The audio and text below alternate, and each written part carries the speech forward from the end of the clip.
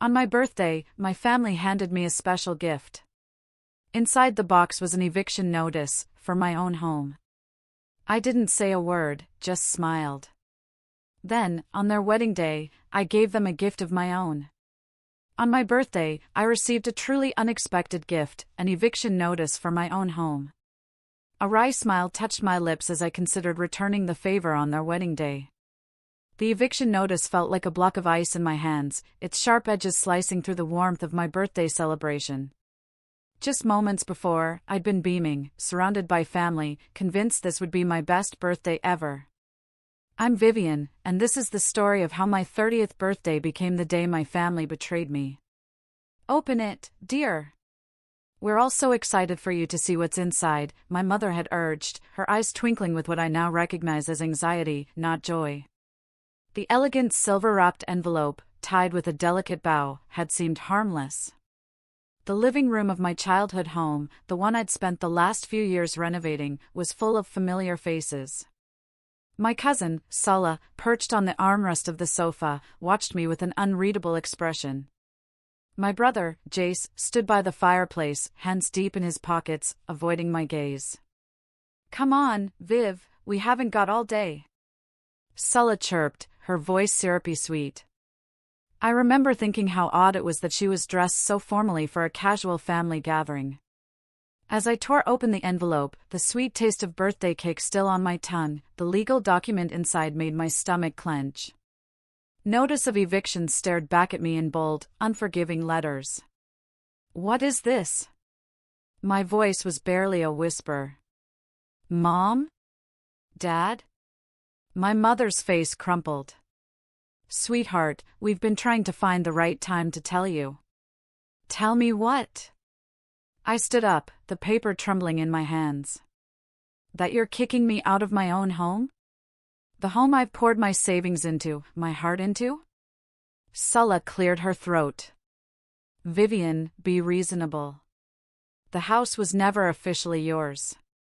The deed is still in your parents' names, and they've decided it's time for a change. A change? I spun to face her. What do you know about this? I'm just trying to help the family make the best financial decision, she said, smoothing her designer skirt. The market's hot right now, and...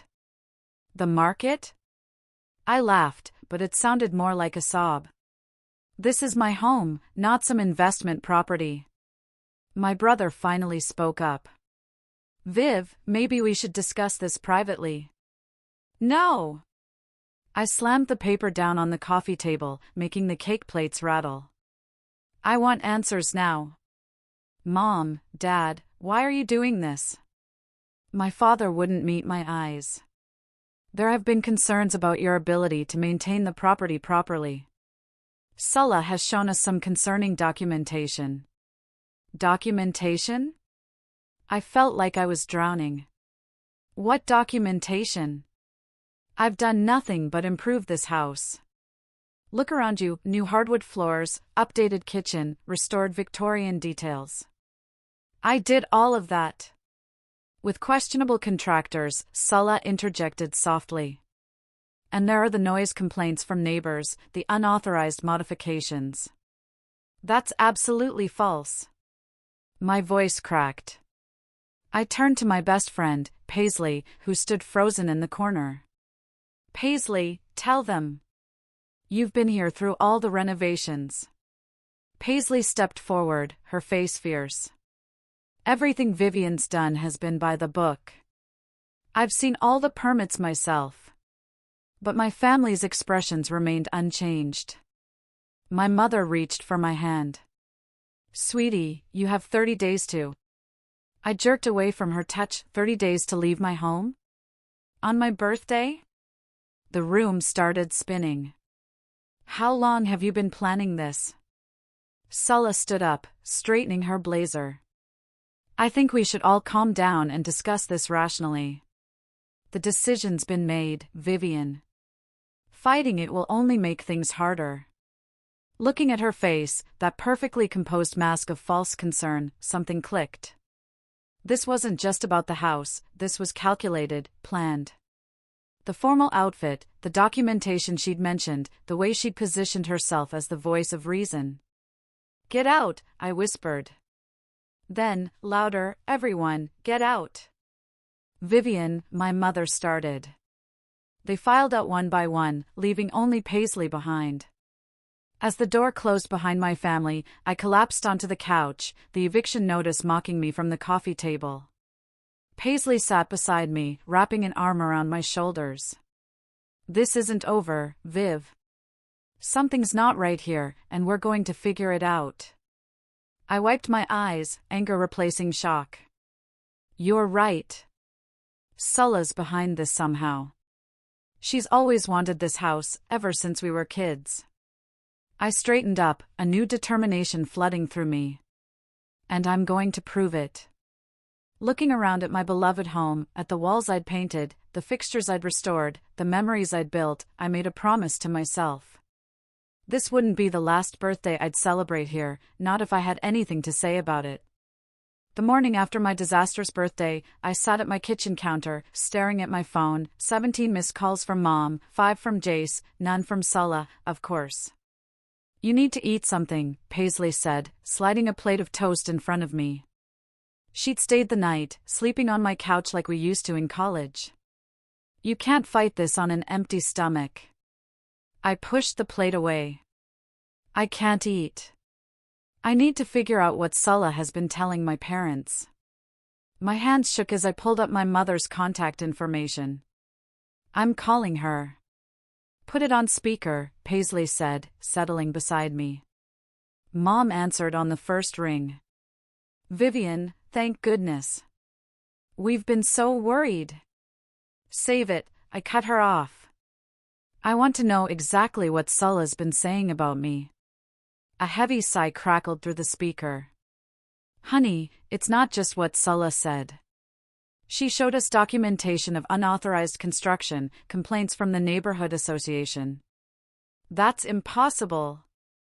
I slammed my hand on the counter. "I have every permit, every approval, right here in my files." "Who specifically complained?" "Well, I don't have the actual complaints in front of me. Sulla handled all of that." "Of course, she did," I laughed bitterly. "And did you bother to verify any of it? To ask me about it before ambushing me on my birthday?" Silence stretched between us. "Mom, Sulla said you'd deny everything," she finally replied, her voice small. "She said you've been struggling financially, that you've been cutting corners." "I want copies of everything," I demanded. "Every document, every complaint, everything Sulla showed you. Today." "Vivian, please understand." "No, you understand. That house is my life. I've put every penny I have into it, and I'm not leaving without a fight." I hung up before she could respond. Paisley squeezed my shoulder. "That's my girl." "Now what?" "Now we gather evidence." I grabbed my laptop. "I need proof that Sulla's lying." My phone buzzed, a text from Jace, "Meet me at Carlos's Coffee in 30. Need to talk." 20 minutes later, I walked into Carlos's, spotting my brother in our usual corner booth. His face was drawn, guilty. "You knew," I accused, sliding into the seat across from him. "You knew what they were planning." Jace ran a hand through his hair. "I found out yesterday morning. Mom and Dad swore me to secrecy, said Sulla had proof you were in trouble." "And you believed her?" "Of course not." He leaned forward. "Look, something weird is going on. Last week, I overheard Sulla on the phone talking about property values and development opportunities in the neighborhood." My heart stopped. "Development opportunities?" "Yeah, and get this, her fiancé, Valentine, his family owns that new luxury condo complex downtown." The pieces started falling into place. Our street was one of the last historic areas in town, prime for development. My house sat on the largest lot. "She wants to sell it to developers," I whispered. "That's why she's doing this." There's more, Jace said. I did some digging. Sulla's been meeting with the City Planning Commission, and guess who else attended those meetings? Mom and Dad. He nodded. They think they're protecting you from financial ruin, but Sulla's playing them.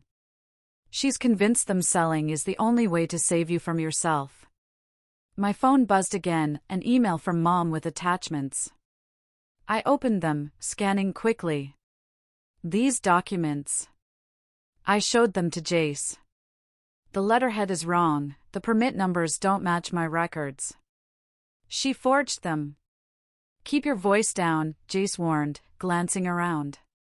Sulla's got friends everywhere. I don't care. This is proof she's lying. I stood up, energized. I need to show Mom and Dad. Wait. Jace grabbed my wrist. Sulla's wedding to Valentine is in 2 weeks. Everyone will be there, family, friends, business associates. If you're going to expose her, that's your chance to do it properly. I sank back into my seat, my mind racing. 2 weeks to gather evidence, to prove she's trying to steal my home for her fiancé's development company. I'll help, Jay said firmly. So will Paisley. But we have to be smart about this. I nodded, determination replacing despair. Sulla thinks she's won, that I'll just roll over and accept this. But she has no idea what I'm capable of. Walking home, I called Paisley. Hey, remember that friend of yours who works at the city planning office? We need to talk to her now. The game was on, and this time, I was playing to win. The planning office smelled like stale coffee and printer ink. Paisley's friend, Amanda, pulled another file from the cabinet, adding it to the growing stack on her desk. These are all the development proposals for your neighborhood from the past 6 months, she said, keeping her voice low despite the empty office. Including 3 from Valum Development Group, Valentine's company, I muttered, flipping through the pages. My hands froze on a familiar sketch. This is my house. Paisley leaned over my shoulder. Look at the date. This was filed 2 months ago, before the eviction notice. Before any of this started, I said, anger building. Amanda glanced nervously at the door. There's something else. These signatures here. She pointed to the bottom of the document. Your parents' names, authorizing the preliminary survey. My stomach lurched. They've been planning this for months, Viv. Paisley grabbed my arm, pointing to another name. Look who notarized it, Marcus Quinn. Sulla's father. That sneaky little. I stopped as footsteps echoed in the hallway. Amanda quickly gathered the files, shoving them back into the cabinet. I've got copies at my desk, she whispered. I'll email them to you tonight. We barely made it out before someone entered the office. In the parking lot, I leaned against my car, trying to steady my breathing. We need to talk to Valentine, Paisley said. Maybe he doesn't know what Sulla is doing. He has to know. His company filed the proposals. My phone rang. It was Jace. Sis, you need to get to Mom and Dad's now. What's wrong? Sulla is here with some contractor, talking about renovation plans. They're acting like they already own the place. I was already in my car. I'm coming.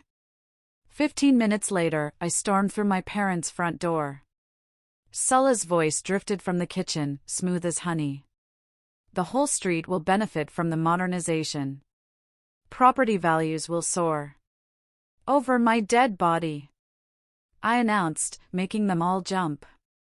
Sulla recovered first, her smile never wavering. Vivian, we were just discussing the neighborhood's future. You mean your future?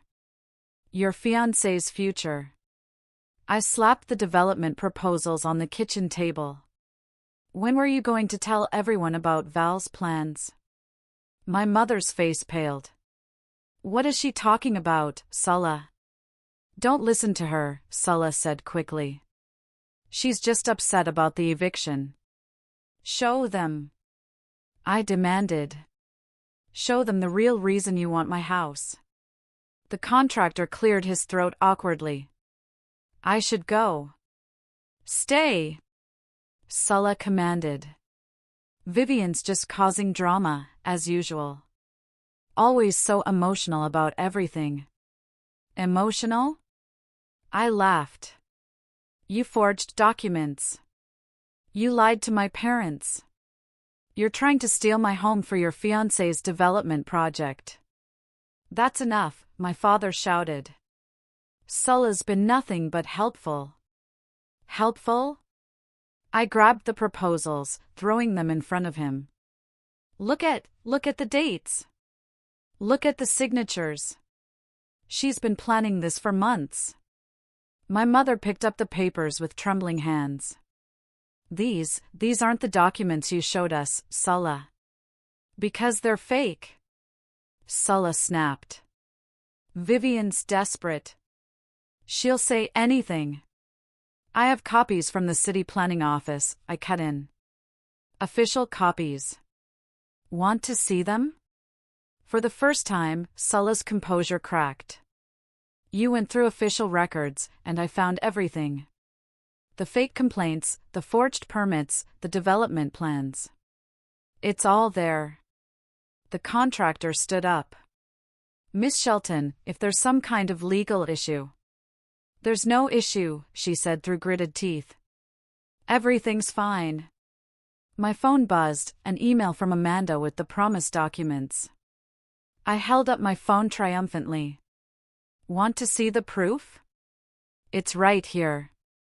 Sulla's face hardened. You have no idea what you're doing, Vivian. No idea who you're dealing with. No, you have no idea who you're dealing with. I turned to my parents. Check your emails. I'm sending you everything. Every lie, every manipulation, every secret meeting with Valum Development. Sulla, my mother's voice was small. Is this true? But Sulla was already heading for the door, the contractor trailing behind her. At the threshold, she turned back.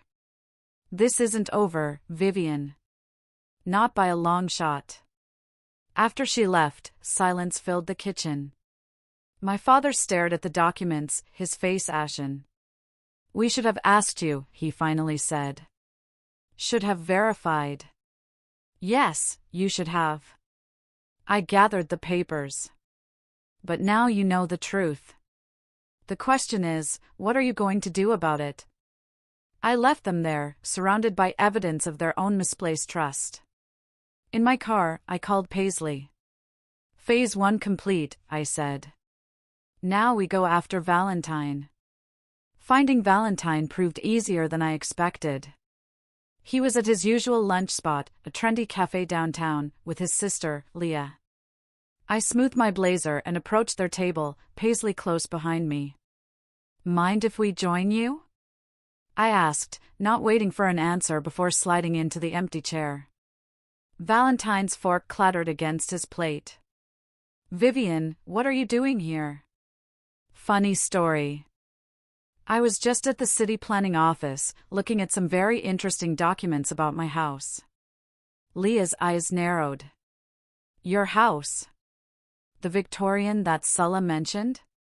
The same one your brother's company plans to demolish, I said, watching Valentine's face carefully. Demolish?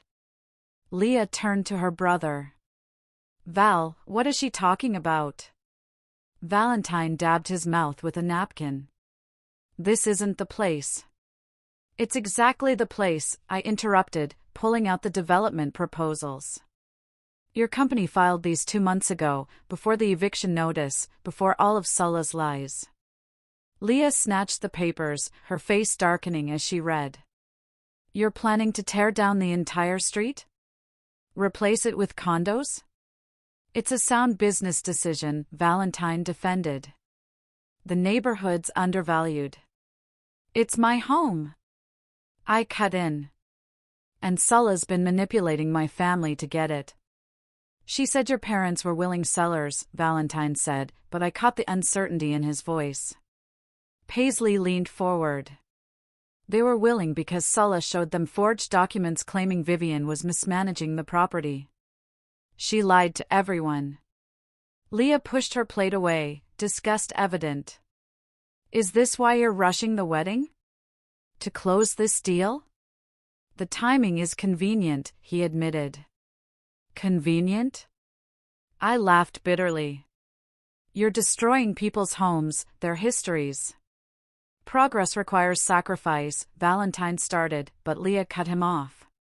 No, this requires deception, and I won't be part of it.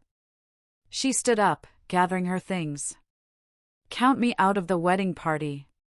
Leah, wait. Valentine called after his sister, but she was already storming out. I smiled sweetly.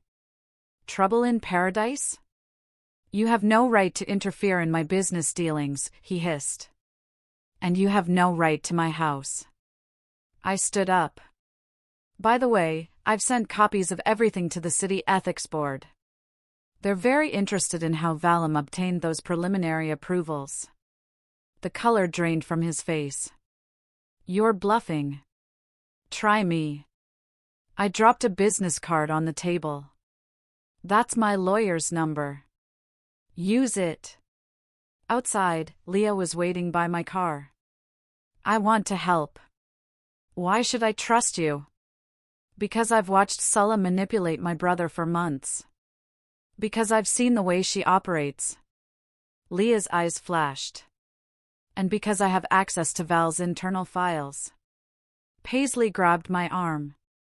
Viv, this could be huge. What's in it for you? I asked Leah. Justice. And the satisfaction of watching Sulla's perfect plan implode. She pulled out her phone. Starting with these emails between her and my brother, dating back 6 months. I scanned the messages, my heart racing. There it was, explicit discussion of their scheme to pressure my parents, to force the sale, to fast-track the development. This is exactly what we need, Paisley breathed. There's more, Leah said. Board meetings, private conversations, financial arrangements. I can get you everything. My phone buzzed, a text from Jace, Mom and Dad want to talk. They've seen the evidence. Looks like the tide is turning, I told Leah. But we need to move fast. The wedding's in 10 days. Perfect timing for everything to fall apart, she smiled grimly.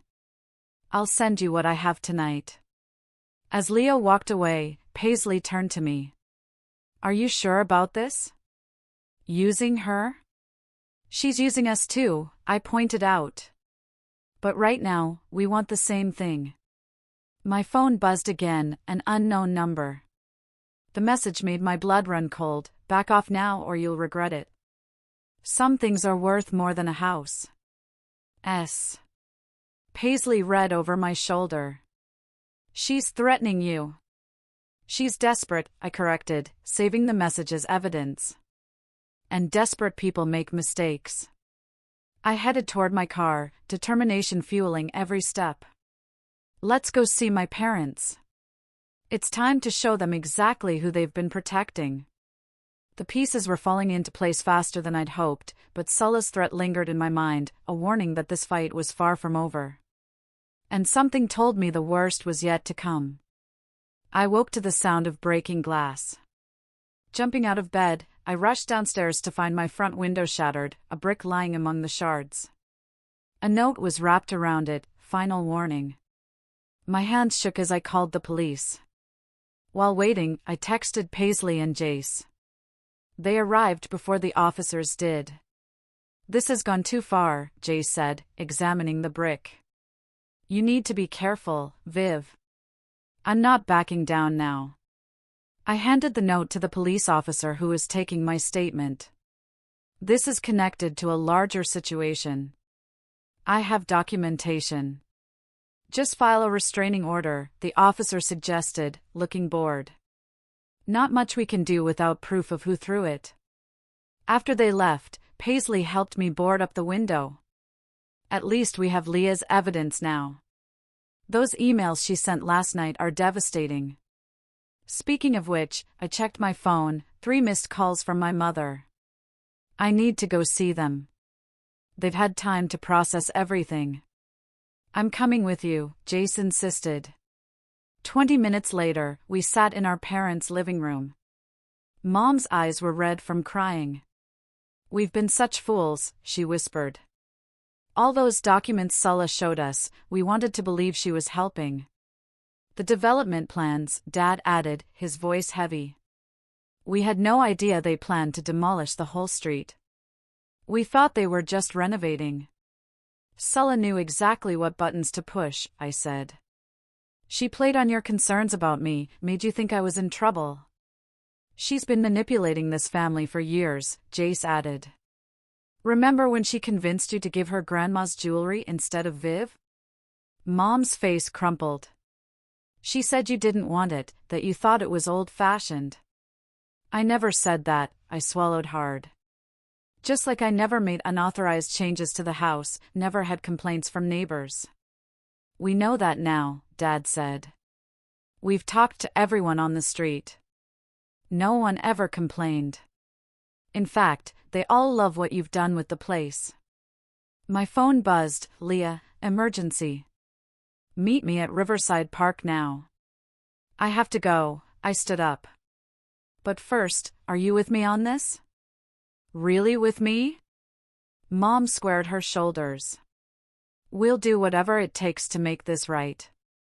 At the park, Leah paced near the fountain, her face pale. Sulla knows I helped you. She's threatening to reveal something about my past to the board of Valum. What if it ruins my career? What's something?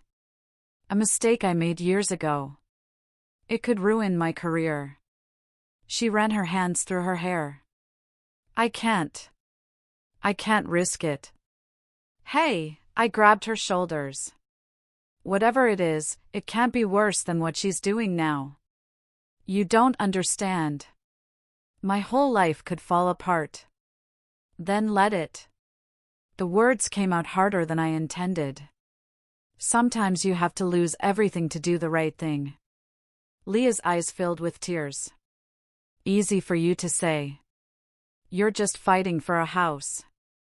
No, I'm fighting for justice, for truth, for every person Sulla has ever manipulated or hurt. I softened my tone. Including you. She wiped her eyes. There's something else. I overheard Valentine on the phone.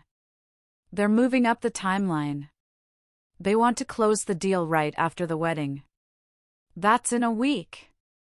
Less. The rehearsal dinner is in 3 days. Leah straightened up. You're right. I can't let her win. Not again. My phone lit up with a text from an unknown number. Hope you enjoyed the brick. Next time it won't be your window. I showed Leah the message. Her face hardened. She's really losing it. Good, I said. The more desperate she gets, the more mistakes she'll make. The rehearsal dinner, Leah said suddenly, all the investors will be there, the board members, the family. Perfect time to expose everything. But Sulla will be expecting something. She'll be prepared. I smiled grimly. Then we'll have to be better prepared. I need every document, every email, every piece of evidence you can get, and I need them tonight. Leah nodded. I'll have them to you in 2 hours. As she walked away, my phone buzzed again. This time it was Paisley. Your mom just called. Sulla's at their house. She's crying, saying you're trying to ruin her life. Your parents aren't buying it, but she's putting on quite a show. I texted back, let her perform. In 3 days, she'll have a real reason to cry. The stakes were higher now, the threats more serious, but with each desperate move Sulla made, she only proved how close we were to bringing her down. The countdown to the rehearsal dinner had begun. The day before the rehearsal dinner, I sat in my lawyer's office, surrounded by stacks of evidence. Sarah, my attorney, flipped through the documents with growing interest. These emails between Sulla and Valim are damning, she said. And the forged documents, that's criminal. But is it enough? I asked. To stop the development? Absolutely. To press charges? Probably. She leaned forward. But are you sure you want to do this at the rehearsal dinner? It's perfect timing. All the investors will be there, plus the entire family. My phone buzzed, another threat from Sulla, last chance to back down. Remember, I know about Miami. Sarah caught my expression. What's wrong? She's trying to blackmail me now. I showed her the text. But the Miami thing, it's nothing. Just a spring break mistake from college that she thinks she can use against me. Document everything, Sarah advised, handing me a USB drive. I've organized all the evidence here, including the police report about the brick. Are you sure you don't want private security? I'll be fine. Jace and Paisley will be with me tomorrow night. Outside the office, I found Leah waiting in her car. Get in. There's something you need to see. She drove us to Val's office building, parking in the underground garage. Valentine and Sulla are in a board meeting upstairs, but look at this. She pulled out her tablet, showing me security footage from earlier that day. Sulla was arguing with someone in the garage. Her father, I said. Turn up the volume. I can't keep covering for you, her father was saying. The notary stamps, the forged documents, it's too much risk. Daddy, please. Just one more day. After the rehearsal dinner, it won't matter anymore. What's happening after the rehearsal dinner? I asked Leah. I don't know, but they've booked a private room at the restaurant. Invitation only, after the main event. My phone rang. Paisley, Viv, you need to get home now. Someone's been in your house. I broke every speed limit getting back. Paisley and Jace were waiting outside. Inside, my breath caught. Every renovation I'd done, every wall I'd painted, every fixture I'd restored had been photographed and marked with bright red X's. They're documenting everything they plan to destroy, Jace said quietly.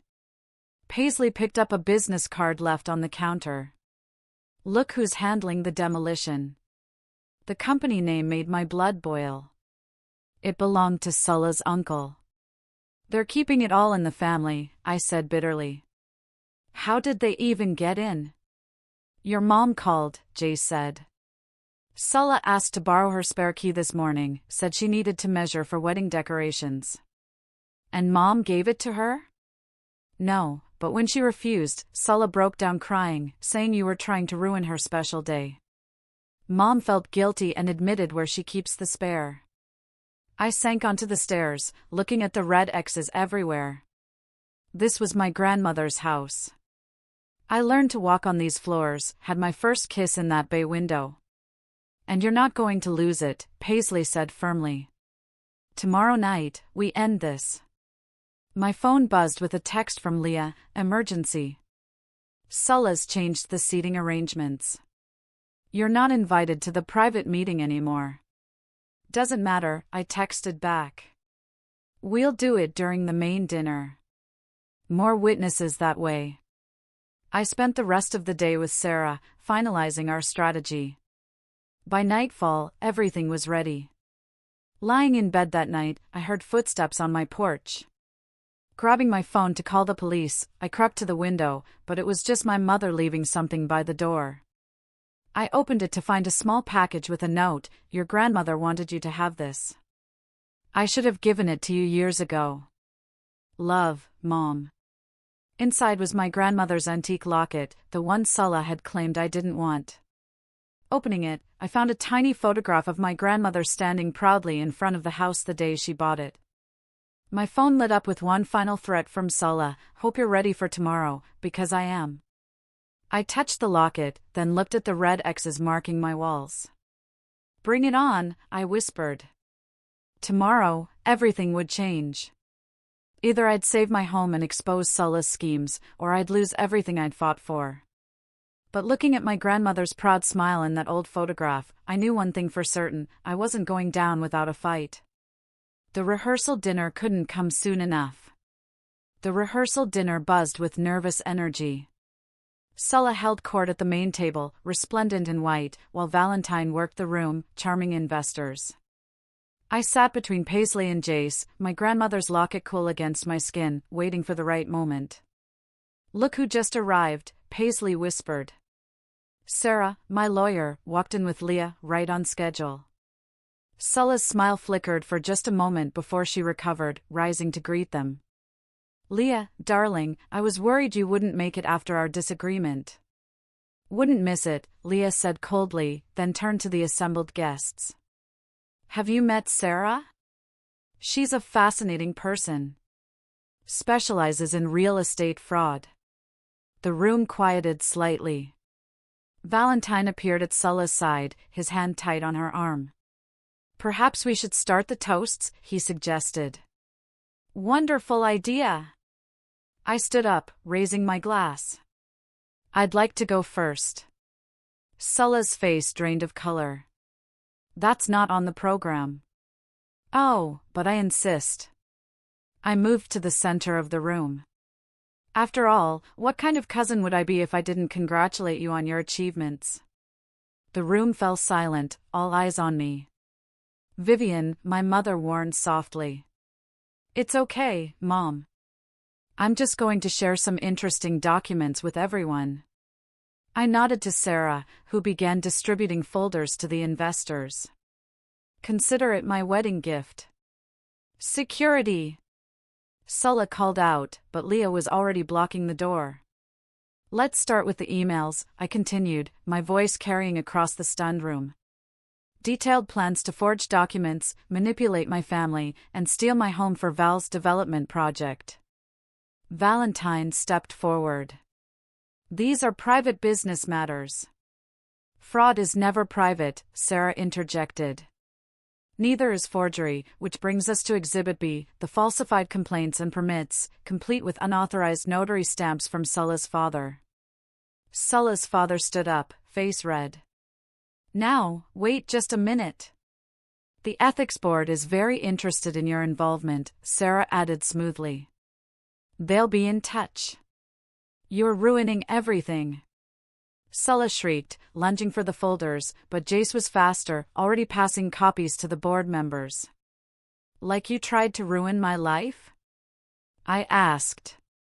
"The threats, the brick through my window, the break-in?" Gasps rippled through the crowd. Valentine's sister stood up.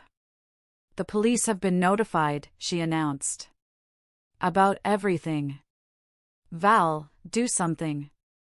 Sulla pleaded, but Valentine was busy reading the documents, his face growing darker with each page. "You told me her family agreed to sell. That everything was legal. It was just business." Sulla protested. "A simple property acquisition." "Simple?" I pulled up my phone, playing the security footage Leah had given me. Sulla's voice filled the room. "After the rehearsal dinner, it won't matter anymore." "What were you planning?" Valentine demanded. "What happens after dinner?" Sulla's silence was damning. Her father broke it. "The demolition crew is scheduled for midnight," he admitted. We thought if the house was already down." "You were going to destroy my home tonight?" My voice cracked. "While everyone was celebrating your wedding?" The room erupted in chaos. Investors stormed out, board members huddled in corners, family members argued loudly. Through it all, Sulla stood frozen, her perfect world crumbling. "The development deal is off," Valentine announced. "And so is the wedding. But the deposits, the contracts." Sulla's voice was small. "Are void due to fraud," Sarah supplied helpfully. "As is the eviction notice." My mother approached Sulla slowly. "How could you do this to family?" Because she never cared about family, I said quietly. Only power, control, getting what she wants, no matter who she hurts. Sulla's composure finally broke. You think you've won? You've ruined everything I worked for. No, I touched my grandmother's locket. You did that yourself. Every lie, every scheme, every betrayal, that was all you. The police arrived then, asking questions, taking statements. I watched as Sulla's carefully constructed facade crumbled completely. The house is yours, my father said, hugging me tight. It always was. We forgot what family really means. Later, standing outside the restaurant, Paisley squeezed my hand. How does it feel? I looked at the night sky, thinking of my grandmother's photograph. Like justice. Like home. My phone buzzed one last time, a message from Leah, board meeting tomorrow. Valem's pulling out of all neighborhood developments. You did it. Justice indeed. But watching Sulla being escorted to a police car, mascara streaking her cheeks, I felt no joy in her destruction, only relief that my home, my family's legacy, was safe at last. The morning sun streamed through my newly repaired window as I sipped coffee on my front porch.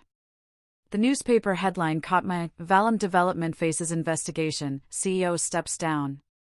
Below it, a smaller headline: local woman charged with fraud, criminal conspiracy.